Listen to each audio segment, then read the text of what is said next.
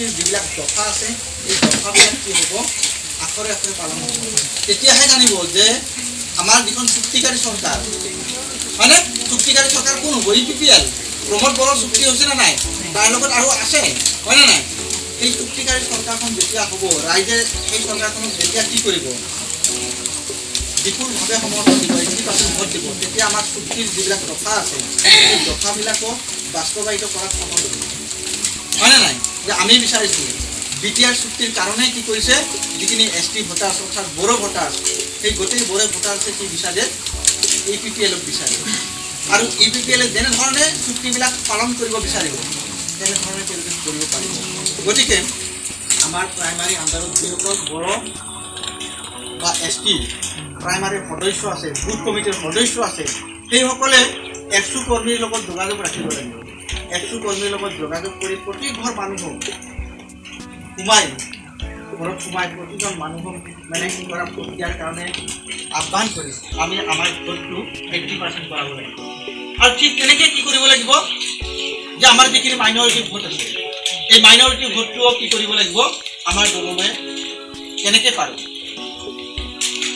80% নোৱাৰিলে আমি 60-70 কৰিব লাগিব একেবাৰে এইটো টাৰ্গেট কৰি দিব কাৰণ এইটো আমি কৈছোঁ যে এতিয়া আহিলেও আমি আৰু কেনেকৈ বঢ়াব পাৰিম এতিয়া কিছুমান কথা কৈ আছোঁ যে এফচুই বোলে মাইনৰিটিৰ লগত সংঘাত বিভাজন আছে বহুত কৰে মোকো প্ৰশ্ন কৰে যে এফচুই দেখোঁ আমাৰ মাইনৰিটিক NRCৰ সময়ত বিভিন্ন ধৰণে হাৰাশাস্তি কৰিছে প্ৰমোদ বড়ো ডাঙৰীয়াই এনেকৈ এলিগেশ্যন আনিছে NRCৰ কাৰণে বা এই আগন্তুক সময়বিলাকত যিবিলাক সংঘাত হৈছিল এইবিলাক এনেকৈ এফচুৰ আণ্ডাৰত হৈছিল এই প্ৰশ্নবিলাকো আমি চাব লাগিব যে যদি আছে তাত প্ৰকৃতাৰ্থত কেনেকৈ হৈছে সঁচা নে মিছা আৰু সেই প্ৰচাৰবোৰ কোনে কৰি আছে GSPয়ে কৰি আছে অবড়ো যিবিলাক আছে অবড়ো কেণ্ডিডেট BPFৰ মানুহ কিছুমানে আমাৰ দলৰ সদস্যসকলৰ মাজত সোমাই এনেকৈ এটা বিভাজন কৰি আছে যে EPPLক ভোট দিলে সেই 94 চনৰ নিচিনা আকৌ কি হ'ব মাইনৰিটিৰ মানুহে ঘৰ বাৰী এৰি পলাব লাগিব আমি ৰাইজকটো বুজাব লাগিব আৰু যদি শেষত বুজাবলৈ যায় যদি নোৱাৰে আপোনালোকে এটা কথা কয় যে হয় আছিল আমি 94ৰ নিচিনা পৰিস্থিতি আমি আকৌ কৰিব নিবিচাৰোঁ আমি এতিয়া এফচুৰ লগত বন্ধুত্ব কৰিব বিচাৰোঁ ফ্ৰেণ্ডশ্বিপ কৰিম আমি মিলামিছাত থাকিম যদি আমি বন্ধুত্ব কৰোঁ মিলামিছাত থাকোঁ EPPLৰ লগত যদি চৰকাৰ গঠন কৰোঁ বন্ধু হ'লে আমাৰ কি কথা ইত্যাদি কাৰণে কৈছোঁ যে বুথ কমিটিৰ প্ৰাইমাৰী সদস্যবিলাকে এইবিলাক কথা ৰাইজক ক'ব পৰা হ'ব লাগিব প্ৰত্যুত্তৰ দিব পৰা হ'ব লাগিব আৰু আপোনালোকে সঁচা অৰ্থত কামবিলাক কৰিব লাগিব এইবিলাক কথা যেতিয়া বুজাব তেতিয়া আমাৰ একো নাই আমি সকলোৱে মিলি আমি কি কৰিব বিচাৰিছোঁ আমি পৰিৱৰ্তন কৰিব বিচাৰিছোঁ আমি EPPLৰ চৰকাৰ গঠন কৰিম আৰু সেইকাৰণে মই মোৰ কৈছোঁ যে একেবাৰে আমাৰ গ্ৰাছৰুট লেভেলত যিবিলাক কৰ্মী আছে সদস্য আছে এই সদস্যসকলে সঁচা অৰ্থত কামবিলাক কৰক মানুহক ঘৰে ঘৰে গৈ ভোটৰ ভিক্ষা কৰক ভোট ভিক্ষা কৰক তেতিয়াহে আমি কি কৰিম আমি আমাৰ লক্ষ্য আৰু উদ্দেশ্য আপুনি কাম কৰা নাই খোলা কথা হয়নে গতিকে আপুনি কেনেকৈ 11 সদস্য কৰিব পাৰে আৰু সেই মানুহখিনিয়ে আকৌ কি কৰিছিল আস্থাৰা বাইদেউ ট্ৰেইনিং দিছিলে আৰু তিনিজন ক'ব লাগিব সেইবিলাক কাম আৰু বুথ কমিটিৰ সদস্যবিলাকে কৰিব এতিয়া প্ৰধান কাম হ'ব প্ৰাইমাৰী আপোনাক যিটো টাৰ্গেট দিয়া হৈছে 150 সেই 150টো আপুনি ফুলফিল কৰিব লাগিব আৰু সেইটো আপুনি ঘৰত বহি কৰিব নোৱাৰে কাৰণ ফোন নাম্বাৰটো আপুনি দিব লাগিব হয়নে যদি কৰা নাই তেতিয়াহ'লে আপোনালোকে আগন্তুক 15 দিনৰ ভিতৰত এই কামখিনি কৰি যাব একেবাৰে তথ্য সহকাৰে কামখিনি কৰি লোৱাৰ পিছত হয়তো মই আকৌ 15 দিন পিছত মই আপোনালোকক আহিব নোৱাৰিলেও ফোন দি হ'লেও মই ডাটাবিলাক ল'ব লাগিব লৈ আমি যিখিনি কৰণীয় কাম আছে বা আমাৰ যিটো ছিনিয়ৰ জুনিয়ৰ কথা আছে এই যে নতুনকৈ দলত আহি আছে পুৰণা কৰ্মীবিলাকে অকণমান কি কৰিছে অভিমান কৰিছে যে পুৰণা কৰ্মী কিছুমান কি কৰা নাই আমাৰ মানুহে দলৰ কেণ্ডিডেটে খা খবৰ লোৱা নাই হয়নে এইবিলাক কথাও আপোনালোকে অকণমান চাব লাগিব সেই পুৰণা কৰ্মীজনক প্ৰাইমাৰী কোনে আছে গাঁৱত সোমালেহে গম পাব না কেণ্ডিডেটজনে দুইটা সভা সমিতি কৰি গম পাই নাথাকিব কোনে অভিমান কৰিছে কাক খবৰ লোৱা হোৱা নাই আপোনালোকে প্ৰাইমাৰীৰ প্ৰেচিডেণ্ট ছেক্ৰেটাৰীবিলাকে গম পাব গাঁৱৰ কথাবিলাক যদি গম পায় যে অমুক মানুহজন আমাৰ পুৰণা কেণ্ডিডেট বা পুৰণা সমৰ্থক ছাপৰ্টাৰ আমাৰ কাম কৰা মানুহ সেই মানুহজনক খবৰটো আপুনি দিনটা কৈ দিয়কচোন পাৰ্টিৰ প্ৰেচিডেণ্টে কওক যে এনেকৈ দাদা অমুকে এনেকৈ কৈছে আপুনি খবৰটো লওক বা এবাৰ আহক এইবিলাক কাম আপোনালোকে মিলাব লাগিব নে নালাগে? আপোনালোকৰ দায়িত্ব বহুত আৰু আপোনালোক যথেষ্ট সচেতন হ'ব লাগিব। মই ডাঙৰ নহয়, মেইন ডাঙৰ মানুহ আপোনালোক, দলৰ মূল মানুহ আপোনালোক। আপোনালোকে কামবিলাক সচেতনভাৱে কৰক, শুদ্ধ অৰ্থত কৰক, কৰিলে আমাৰ জয় নিশ্চিত আৰু আমি কামবোৰ ভালকৈ কৰিব পাৰিম। জয়টো হ'ব আমাৰ। যদি আমি খেলি মেলিকৈ কাম কৰোঁ, আমি আকৌ সেই DPF-ৰ নিচিনা হ'ব চৰকাৰখন। বুজিছে না? কোনোবাই কষ্ট কৰিব, কোনোবাই সুবিধা লাভ কৰিব। এইবিলাক যাতে নহয়, আপোনালোক সচেতন হওক। যিয়ে পাব লাগিব, গাঁৱৰ ঘৰখন কোনে চিনি পায়? বুথ কমিটিৰ ইনচাৰ্জ, প্ৰাইমাৰী কমিটিৰ প্ৰেচিডেণ্টজনে। ঘৰটো কোনে পাব লাগে, হয় নে নাই? যে এখন গাঁৱত যদি 10টা ঘৰ আহে, সেই 10 ঘৰ মানুহ আপুনি চিলেক্ট কৰি দিব লাগিব নে নালাগে? সঁচা অৰ্থত কোনে ঘৰ পাব লাগে? যদি চাকৰিয়ালে ঘৰ পায়, BPF-তো তেনেকুৱা হৈ আছে না। সেইকাৰণে কৈছোঁ যে প্ৰাইমাৰী প্ৰেচিডেণ্টজন যথেষ্ট সচেতন হ'ব লাগে, দায়িত্বশীল ব্যক্তি হ'ব লাগে, হয়নে? কেণ্ডিডেটেও এইবিলাক চিলেকশ্যন নকৰে। এটা কমিটি থাকিব, যেনেকৈ BPF-ৰ VCDC আছিলে।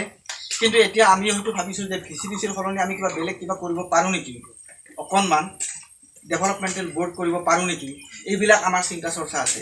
তাৰমানে আমি প্ৰকৃতাৰ্থত এটা আদৰ্শৰ ৰাজনীতি কৰিব বিচাৰিছোঁ, যাতে আমাৰ কি হয়, সা সুবিধাবিলাক সমবিতৰণ হয়, যোগ্যজনে পায়। মই সুবিধাটো পোৱাতকৈ যদি কোনোবা বিধৱা আছে, পৰিয়াল আছে, কোনোবা একেবাৰে খেতিয়কৰ পৰিয়াল আছে, তেওঁ সুবিধাটো প্ৰথমে পাওক, হয়নে নাই? আমি স্বাৰ্থপৰৰ ৰাজনীতি কৰিব বিচৰা নাই। তাৰমানে প্ৰকৃতাৰ্থত গাঁৱত কি যে যিজনে পাব লাগে সেইজনে আগতকৈ সুবিধাটো পাওক, হয়নে? যাৰ ঘৰত বিল্ডিং আছে, যাৰ ঘৰত মানে পকী ঘৰ আছে, সেই ঘৰটো আগতকৈ পোৱাতকৈ যিটো তৰ্জাৰ বেৰৰ ঘৰ আছে, সেই মানুহটোৱে ঘৰ পাওক, হয়নে? সেইটো ঘৰ পাওক। মাষ্টৰৰ ল'ৰাই চাকৰি পোৱাতকৈ খেতিয়কৰ ল'ৰাই আগতকৈ চাকৰি পাওক, তেতিয়াহে প্ৰকৃতাৰ্থত উন্নতি হ'ব, হয়নে নাই? মাষ্টৰৰ ঘৰৰ ল'ৰা বা প্ৰফেচাৰৰ ঘৰৰ ল'ৰাই চাকৰি পাবই, কিন্তু খেতিয়কৰ ল'ৰাই চাকৰি পালেহে আমাৰ সঁচা অৰ্থত উন্নতি হ'ব। আৰু সেইবিলাক আপুনি দেখাই দিব লাগিব। প্ৰাইমাৰী প্ৰেচিডেণ্ট ছেক্ৰেটাৰীবিলাকে এইবিলাক কথা ক'ব লাগিব। আৰু কেতিয়াই ক'ব পাৰিব? যেতিয়া আপুনি এটা প্ৰাইমাৰীৰ পৰা আমি বিচৰা ভোটখিনি আপুনি দিব পাৰিব। বস্তুটো চাবচোন কেনেকৈ, শক্তিবিলাক ক'ত থাকে?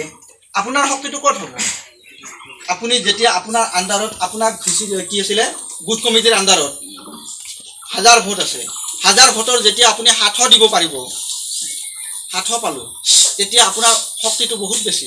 তেতিয়া আপুনি ক'ব পাৰিব না বিনোদ দাক যে ছাৰ, জিকাৰ পিছত আপুনি ক'ব, MCLA ছাৰ, মই মোৰ সমষ্টিৰ পৰা, মোৰ প্ৰাইমাৰীৰ পৰা মই ইমানখিনি ভোট দিছোঁ, মই ৰাইজক এইটো কথা কৈছিলোঁ, এইটো দিম বুলি কৈছিলোঁ, কিয় নাপাওঁ মই, মোক কিয় নিদিয়ে? আপুনি খুজি আনি কাঢ়ি আনি আপুনি ৰাইজক দিব লাগিব। আপুনি ৰাইজৰ প্ৰতিনিধি, হয়নে? সেইকাৰণে দায়িত্বটো আপোনাৰ। আপুনি সচেতন হ'ব লাগিব। বুথ কমিটিৰ মেম্বাৰবিলাক প্ৰকৃতাৰ্থত সঁচা হ'ব লাগিব, দলৰ প্ৰতি আনুগত্য থাকিব লাগিব। এইখিনি হ'ল মানে আমাৰ যিটো অৰ্গেনাইজিং লেভেলৰ কথা, হয়নে? না মই এতিয়া ভুল কৈছোঁ? এইটো হ'ল আমাৰ মূল কথা, যে আমি মূল মানুহ হ'ল মানে আমাৰ যিটো প্ৰাইমাৰীৰ প্ৰেচিডেণ্ট ছেক্ৰেটাৰী, বুথ কমিটিৰ ইনচাৰ্জ। ৰাইজে আপোনাক বিচাৰিব, হয়নে? কিবা সুবিধা লাগিলে, কিবা লিখিলে আপুনি লৈ যাই তাত দিব লাগিব। গতিকে আপুনিতো একেবাৰে সচেতনভাৱে কাম কৰিব লাগিব। আপুনি অন্যায়ো কৰিব নোৱাৰে। আৰু এইটো দলত যেনে BPF-ৰ চেয়াৰমেনবিলাকে, TLCCৰ মেম্বাৰবিলাকে যেনেকৈ কৰিছিল, এইটো সঁচা অৰ্থত কেতিয়াও হ'ব নোৱাৰে। যদি প্ৰমোদ বড়ো ডাঙৰীয়াই থাকে, তেওঁ থাকিলে এইবিলাক কাম হ'ব নোৱাৰে। গতিকে আপুনি সঁচা অৰ্থত কাম কৰক। আপোনাৰ যিখিনি পাৰ্টিৰ যিটো দখল, সেইটো ভোটদান কৰি আপুনি সাব্যস্ত কৰক যে মই এনেকুৱা কাম কৰিছোঁ, মই এনেকৈ কষ্ট কৰিছোঁ, হয়নে? এতিয়া ফোনত আপুনি কৈ থাকিলেও যেতিয়া আপোনাৰ ৰিজাল্ট আহিব মানে কি, ইলেকশ্যনৰ পিছত এই বুথ কমিটিৰ ৰিজাল্টবিলাক, প্ৰাইমাৰী কমিটিৰ ৰিজাল্টবিলাক চাবলৈ নাচায়, চাই যে ইমান ভোট আছিল, আমি UPPL ইমান ভোট পাইছোঁ, পোৱাৰ ফলত সেইটো হ'ল আপোনাৰ ৰিজাল্ট। এতিয়া আপোনালোকে পৰীক্ষা দি আছে, আপুনি যেতিয়া ভালকৈ পঢ়িব, ভালকৈ কাম কৰিব, আপোনাৰ ৰিজাল্টৰ মাৰ্কটো বাঢ়িব। আৰু বাঢ়িলে আপোনাক দলে কি কৰিব, এটা সন্মান দিব, স্থান দিব, যে অমুকে ভাল কাম কৰে, তেওঁৰ কথাবোৰ মানিব। গতিকে আমাৰ জয়টো নিশ্চিত। আপুনি আপোনাৰ যিটো স্থিতি, সেইটো বঢ়োৱাৰ কাৰণে আপুনি ভালকৈ কাম কৰক, হয়নে? যে এইখিনি হ'ল মোৰ মূল কথা। আৰু আপোনালোককো মই কৈছোঁ যে এইবাৰ চৰকাৰ আমাৰ, আপোনালোকে মহিলাসকলেও গৈ গাঁৱে গাঁৱে লগ সংগীবিলাকক ক'ব লাগিব বেলেগ দলত আছে যদিও আপোনালোকৰ যিবিলাক কি থাকিব বান্ধৱী থাকিব সেইবিলাকক ক'ব ওচৰ চুবুৰীয়া এইবাৰ আমাৰ যে চৰকাৰ একদম নিশ্চিত আমাৰে চৰকাৰ তেনেকৈ কৈ থাকিলে অট'মেটিক হ'ব তেওঁ আহিব হয়নে নাই বেলেগ বেলেগ আছে তেওঁলোকেও আহিব যে আমাৰ যিটো আশা আৰু আমাৰ যিখিনি প্ৰয়োজনীয়তা সেইখিনি নিশ্চিতভাৱে পূৰণ হ'ব এইবাৰ আপোনালোকে খালি যিখিনি ভোট বঢ়াব পাৰে সঁচা অৰ্থত ভোট পাৰে আৰু এটা কথা হ'ল কি যে আমাৰ বহুত কৰ্মী আছে বাহিৰত প্ৰচাৰ কৰি থাকে UPPLৰ প্ৰচাৰ কৰিব কেণ্ডিডেটৰ প্ৰচাৰ কৰিব কিন্তু নিজৰ ঘৰখনত নকৰে নিজৰ ঘৰখনতে নোপোৱা মানুহ বহুত আছে বুজিছেনে মই এনেকৈ যেনিবা মিটিং গাই আছোঁ মোৰ মা দেউতাওতো নাজানিব পাৰে মোৰ দলৰ কি ছবি সেইটো নাজানিব পাৰে তেনেকুৱা বহুত আছে গতিকে আমাৰ কৰ্মীবিলাকে ঘৰতো ক'বচোন মাক দেউতাক যিবিলাক থাকে আমাৰ এইবাৰ ছবিটো ট্ৰেক্টৰৰ ছবি আপোনালোক সকলোৱে ট্ৰেক্টৰত ভোট দিব কিন্তু ঘৰতে নকয় বয়স্ক ব্যক্তিসকলেতো গম নাপাব না নোকোৱা মানুহ বহুত আছে তেওঁ দলৰ হৈ কাম কৰি আছে কিন্তু পৰিয়ালক কোৱা নাই বা আলহী কুটুম্বক কোৱা নাই মই সেইটোৱে কৈছোঁ যে আপোনালোকে যদি গাঁৱৰ মানুহক ক'ব নোৱাৰে এটলিষ্ট নিজৰ পৰিয়ালখিনিক কওকচোন আলহীখিনিক কোৱাত কি আপত্তি আছে যে এইবাৰতো আমাৰ চৰকাৰ আমাৰে UPPLৰ চৰকাৰ গতিকে মোৰ যিখিনি আছে মাহী মামা জেঠা যি আছে যাৰ যি সম্বন্ধ আছে সেই সম্বন্ধৰ মানুহখিনিক কম আমি বেলেগক ক'ব নোৱাৰিলেও এটা পৰিয়াল ক'লে বহুত হৈ যাব গতিকে সেইবিলাক কাম কৰক পলিচিবিলাক তেনেকৈ কৰিব লাগিব তেনেকৈ কৰিলে আমি যদি চবেই মিলি কাম কৰোঁ 150জনে যদি এটা পৰিয়াল কৈ দিয়ে তিনিটা ভোট আহিবনে নাই তেনেকৈ হৈ যায় তেনেকৈ কৰিলে আমি নিশ্চয় জয়লাভ কৰিব পাৰিম আৰু আমাৰ জয় নিশ্চিত আৰু আপোনালোকে শংকা কৰিব নালাগে দলত আহিছোঁ দলৰ স্বাৰ্থত কাম কৰিম এইটো আমি বিনোদ দাৰ স্বাৰ্থত কৰা নাই UPPL দলৰ স্বাৰ্থত কৰিছোঁ হয়নে নাই সুস্বাস্থ্য আৰু দীৰ্ঘায়ু কামনা কৰি মই চমু ভাষণ সামৰণি মাৰিছোঁ